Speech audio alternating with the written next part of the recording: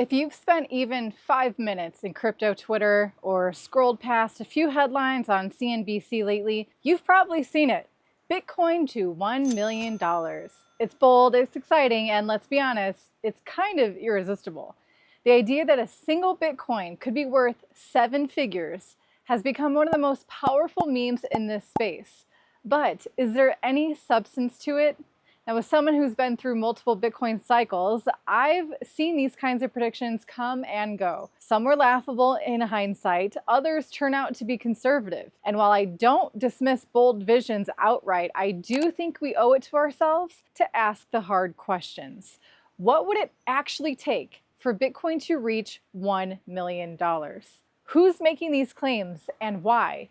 And most importantly, does chasing a number like that help or hurt your long-term conviction? So in this video, I want to explore the roots of this $1 million target, the logic behind it, the reasons it may or may not play out, and what I personally think matters a whole lot more than price. The $1 million Bitcoin prediction didn't just come out of nowhere. It's been brewing for years, starting with early cypherpunk believers who saw Bitcoin as a long-term escape from fiat currency debasement. But it really started catching fire when high-profile voices began attaching actual price targets to that vision. People like Hal Finney, one of Bitcoin's earliest adopters, might I say their first adopter, speculated that if Bitcoin became the dominant global currency, it could reach 10 million per coin. Now fast forward to recent years and you've got big names like Cathie Wood at ARK Invest forecasting a $1 million Bitcoin by 2030.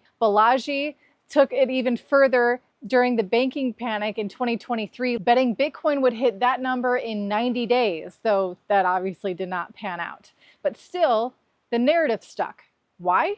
Because it aligns with this growing sense of distrust in traditional finance. Whether it's inflation, bank collapses, or reckless monetary policy, Bitcoin is increasingly seen as the counterweight. And $1 million price tag, that's not just about wealth. It's a symbol. It represents Bitcoin finally achieving its full potential as a store of value that competes with gold, real estate, and eventually fiat itself. But while that's a powerful story, there's a difference between a compelling narrative and reality. So let's look at what would actually have to happen for Bitcoin to hit that number. Let's be honest, $1 million per Bitcoin sounds exciting. But what does it actually mean in economic terms?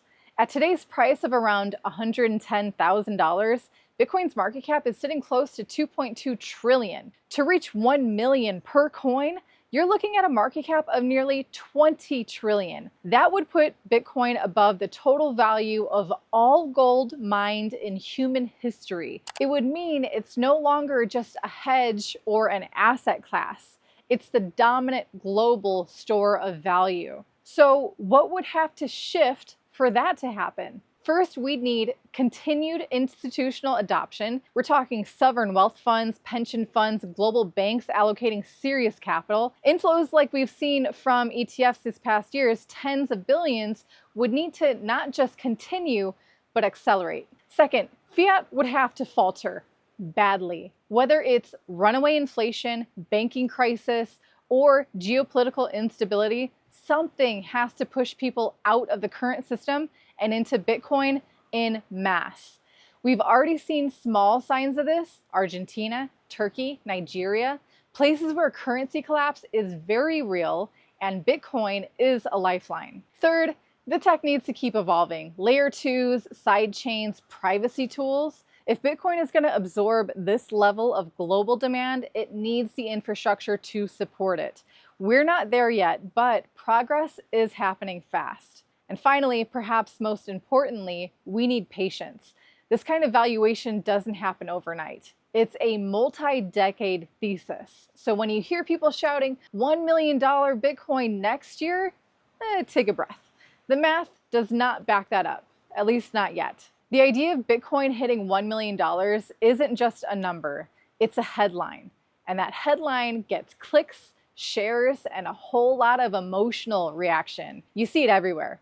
News outlets, YouTubers, influencers on Twitter, and even some well-known investors tossing around that number like it's just a matter of time. But here's what you need to remember. Media thrives on extremes. No one clicks on Bitcoin might steadily climb another 20% this year, but Bitcoin to $1 million by next summer, that spreads like wildfire, regardless of whether it's realistic. Now, I'm not saying the idea is impossible, but when the conversation gets dominated by hype, it can do more harm than good. It sets unrealistic expectations, it fuels fear of missing out, FOMO, and it creates cycles of disappointment when the price inevitably retraces. We've seen it before. After every all-time high, there's always a wave of "this is just the beginning" narratives. And sometimes they're right, eventually, but most people aren't positioned to wait eventually. They jump in at the top, they sell at the bottom because they weren't planning for the long game. They were chasing the headline. So yes, $1 million per Bitcoin is possible, but not just because someone shouted it on TV. If you're going to entertain that price, understand the mechanics, understand the timeline, and most importantly, separate the signal from the noise. So is it possible? Yes, but not in the way the headlines make it seem. If Bitcoin ever reaches a price tag of $1 million, it's not just because numbers go up. It would mean something much bigger has shifted, either in global economics, monetary policy, or society's trust in fiat money itself. We're talking about scenarios where inflation has eroded purchasing power dramatically, where governments have overreached or currencies have collapsed, or where Bitcoin has become a widely accepted store of value, not just in niche circles, but globally by institutions, sovereign nations, and everyday people alike. That's a very different world.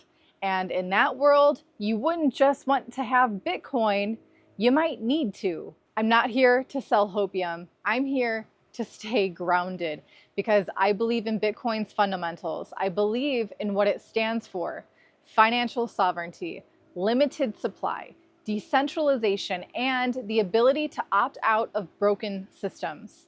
But I also know how dangerous it is to plan your life around a moonshot. If it happens, great, but build your strategy around what you can control.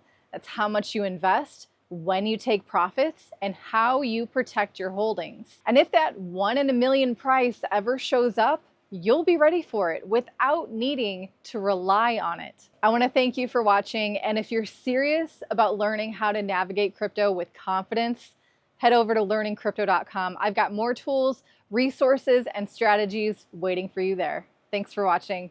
I'll see you in the next video.